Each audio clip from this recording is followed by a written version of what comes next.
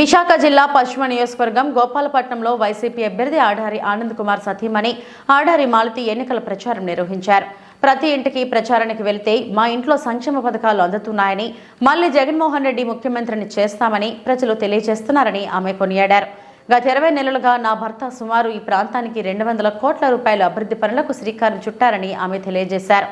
నా భర్తను గెలిపిస్తే దీర్ఘకాలికంగా ఉన్న సమస్యలు ఆయన తీర్చుతారని ఆశాభావం వ్యక్తం చేశారు. ప్రతి కాలనీలో అశేష స్పందన లభిస్తుందని, తమ భర్త గెలుపు ఖాయమని ఆమె ధీమా వ్యక్తం చేశారు.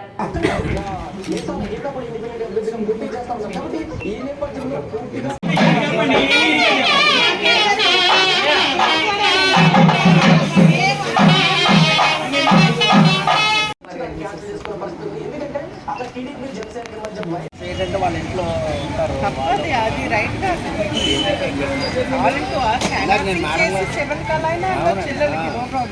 నాయుడు పంపిస్తున్నారు. అంటే మన జగన్ గారు చేసిన పథకాల గురించి అయితే మంచి రెస్పాన్స్ వస్తుందండి. నాడు నేడు అని కానీ, ఆరోగ్యశ్రీ అని కానీ, లేదంటే ఆయన చేసే సంక్షేమ పథకాలు కానీ,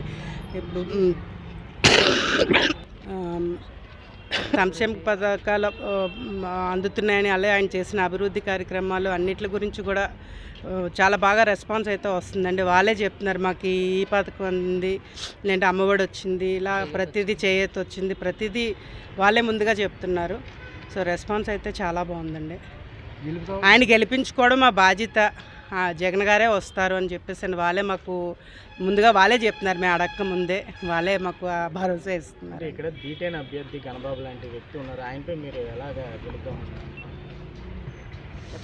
ఆయన వస్తే అంత ఆడారి ఆనంద్ కుమార్ గారు పశ్చిమ నియోజకవర్గంలో 20 నెలల నుంచి ఇన్ఛార్జ్గా ఆయన పనిచేస్తున్నారు. సో ఆయన చేసిన అభివృద్ధి కార్యక్రమాలు కూడా ప్రజలు బాగా గుర్తిస్తున్నారండి. సుమారుగా ఆయన 225 కోట్లు నియోజకవర్గానికి ఖర్చు పెట్టి పనులు చేశారండి. అలాగే ఆయన